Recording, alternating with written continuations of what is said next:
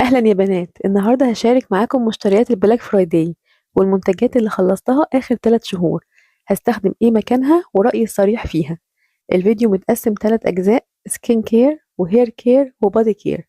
هتلاقوهم في الشابترز تحت في صندوق الوصف عشان تتنقلوا بينهم بسهولة. ويلا بينا نبدأ بالسكين كير. كنت بستخدم الغسول ده من كوزريكس، ماركة كورية.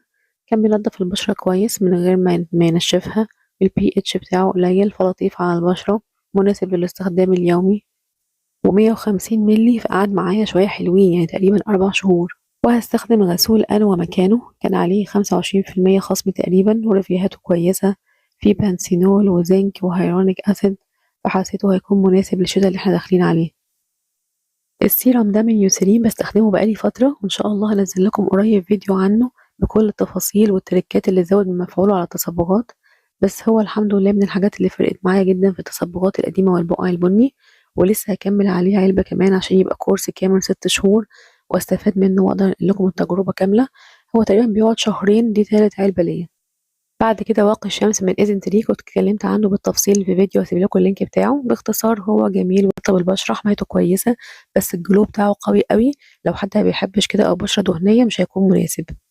وهجرب مكانه واقي الشمس دوت من تير. المفروض ان هو مش بيدي جلو قوي قوي. فيه مرطبات خفيفة وفلاتر حماية حديثة، مكتوب عليه برود سبيكترم، يعني بيوفر حماية كاملة من أشعة الشمس اليو في اي واليو في بي. وده مهم بالنسبة لي مع علاج التصبغات. هشوف كده أخباره ايه واحكي لكم عنه إن شاء الله. والمرطب المفضل بتاعي دكتور جي بيلمش سوسنج كريم. وأعتقد إن أي بشرة مختلطة أو دهنية هتحبه، بيرطب كويس صيف شتا وبيهدي الإحمرار ومش بيطلع حبوب. بحبه جدا بس بحب أجرب حاجات جديدة. هستخدم مكانه توريدن لايف ان سوسن كريم. كنت جربت نفس الماركة دي هيالورونيك أسيد وكان لطيف، كان سيروم. فيا رب يطلع كويس. مبدئيا اهوت شكله خفيف، بس لو بشرتك دهنية أو مختلطة وعايزة مرطب آمن ويرطب كويس، الدكتور جي هيكون اختيار ممتاز. نيجي بعد كده لسام باي مي بيمبل باتش. والحقيقة أنا محتارة جدا أقرره ولا لأ. بفكرة عامة البيمبل باتش يعني هي فعلا نشفت الحبوب في وقت أقل، بدل ما كانت بتقعد أسبوع لا اختفت مثلا في 3 4 أيام. بس المشكلة إن هي سابت أثر موجود لغاية دلوقتي. فأنا مش عارفة ده بسبب البيمبل باتش ولا بسبب طبيعة الحبوب. يا ريت لو حد جربها يقول لي حصل معاه كده برضه، لاحظ كده ولا لأ. وآخر حاجة معانا في السكين كير هي التونر بادز ديت من نمبز النمبر 5. هي بتساعد على تحسين لون البشرة ضمن روتين التصبغات بتاعك، لكن طبعا مش علاج لوحدها أبدا، وبتدي جلو، كانت لطيفة. وهستخدم مكانها التونر بادز ديت من سيلي ماكس. هي تونر مقشرة، بتستخدم مرة أو مرتين في الأسبوع، بتساعد على تنظيف المسام وتنعيم ملمس البشرة. بيجي دورها في السكين كير بعد الغسول وقبل السيرم. ممكن تستخدمي منها واحدة بس تنظف بيها بشرتنا كلها، أو بنعمل ماسك من 2 3 5 دقايق ونشيلها. ويلا بينا على منتجات الشعر.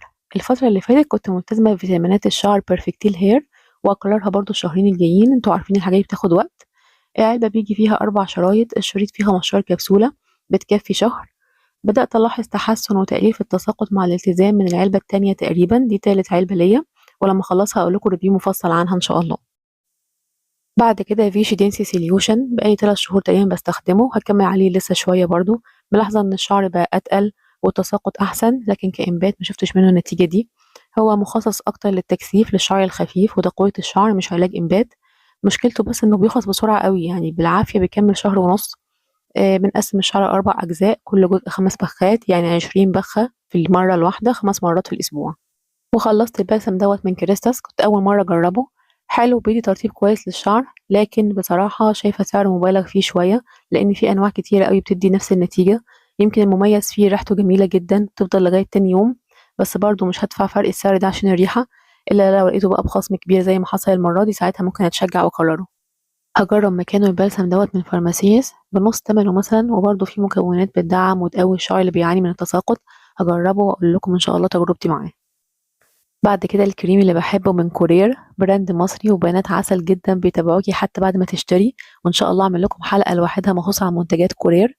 الكريم ريحته حلوة أوي وغني وبيرطب الشعر، خاصةً لو بعد حمام الكريم بتاعهم. ولما أنزل أجازة أكيد هاطلب منهم وأكرره تاني إن شاء الله. وهاجرب مكانه كريم دوت من هابينس، كان الدكتور الصيدلي اللي واقف رشحه لي وقال إن هو بيستخدمه وإن الكبار بيحبوه مش الأطفال بس، والناس بتاخد منه تاني. فهاجربه كده ونشوف أخباره إيه. وخلصت الهير ماسك دوت من فينو، غني عن التعريف طبعا ومشهور جدا على السوشيال ميديا. ترطيبه ممتاز، بيدي لمعة في الشعر بتفضل يومين، وريحته تحفة بحبها جدا. يعني العلبة خلصت ولسه الريحة موجودة فيها. وجبت مكانه الهير ماسك بتاع كارسيل، كانوا عاملين عرض عليه بمناسبة البلاك فرايدي 15%، فقلت اجرب الماسك مع الزيت. انا كنت جربت منهم قبل كده التراي سايز بوتس الصغيرة دي، كانت ممتازة في السفر والتمرين بعد البحر والبول. فمتحمسة امشي عليه فترة بانتظام واشوف نتيجته مبهرة فعلا ولا السوشيال ميديا وضجة على الفاضي. وهقول لكم ان شاء الله بعد فترة كويسة يستاهل ولا لا. المفروض ان هو غني بزيوت مهمة زي الارجان، وفيه كولاجين مع احماض امينية، بيدي ترطيب ونعومة وبيقلل الهيشان. فهنشوف كده اخباره ايه. تعالوا نشوف مع بعض قوام الزيت، يا رب ما يكونش تقيل زي الهير ماسك. لا الحمد لله قوامه متوسط اهوت، ان شاء الله يكون لطيف. انا ناوية استخدمه بس لترطيب اطراف الشعر. واخر حاجة معانا في الفيديو منتجات العناية بالجسم. السكراب دوت من اس تي ليفز، كان عادي مش احسن حاجة، مش هكرره تاني، في حاجات كتير تانية افضل منه. وهستخدم مكانه السكراب دوت من سوب اند جلوري، كنت جربته زمان وحبيت ريحته، وهو لطيف، حبيباته صغيرة ولطيفة على الجلد. نقدر نستخدم السكراب مرتين او مرة واحدة في الاسبوع. خلصت كمان الشاور كريم دوت من ايفا، جميل جدا، ريحته حلوة وخفيف مش بينشف الجسم.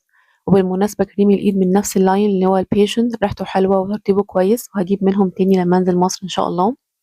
دلوقتي بقى تجربة جديدة عليا، غسول طبي للجسم من إيزيس فارما. بصراحة ما كنتش بحب النوع دوت، بحس ان الشاور جل لازم يبقى ريحته حلوة كده ويفصلنا كده في آخر اليوم ويهون علينا تعب اليوم. بس اكتشفت ان المفيد اكتر اللي هو من غير ريحة، وبيكون فيه مواد فعالة مفيدة للجلد تساعد في تقشيره وترطيبه. فخلينا نجرب. هو فيه 10% يوريا، خصوصا ان انا الفترة ديت مركزة على علاج جلد الوزة. بعد كده البادي لوشن دوت من كاربامين يوريا 10%. عجبني ان قوامه خفيف مش تقيل، بيتفرد ويمتص بسهولة وترطيبه كويس، لكن ما شفتش منه نتيجة واضحة على علاج جلد الوزة. يمكن لانه خلص بسرعة، 120 ملي. منتجات الجسم اللي فيها يوريا بتحتاج صبر واستمرار وتكرار، مفيش نتيجة سريعة من علبة واحدة ابدا.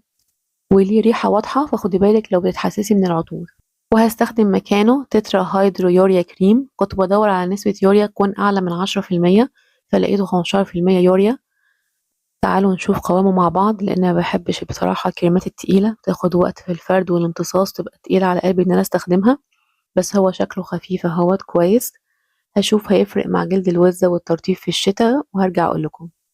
وخلصت الديوتران دوت من فيشي، كان كويس جدا، عجبني، بينشف بسرعة قبل اللبس، يمكن كمان أسرع من بيزلاين.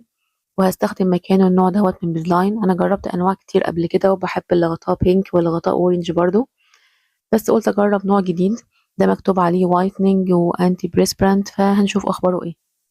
الهاند ماسك دوت من فينتي سكين، كنت أول مرة أجربه، عجبني جدا، ريحته حلوة، هو كريم تقيل شبه الفازلين كده بس مش بيلزق خالص. بتحطيه بالليل والصبح بتلاقي ايديك ناعمة ومترطبة. وهجرب مكانه البيلينج ماسك دوت من شي ان، حجمه صغير، مش عارفة هيطلع كويس ويرطب الإيد أو يعمل أي حاجة ولا ملوش لازمة. والليب أويل دوت من شجلام، معجبنيش الحقيقة. أنا طبيعة شايفي جافة وبتحتاج ترطيب أغلب الوقت، هو مكانش مرطب بالنسبة لي كفاية. تأثيره خفيف، مبيكملش ساعة ساعتين على بعض، يدوب لمعة كده لكن مش ترطيب حقيقي.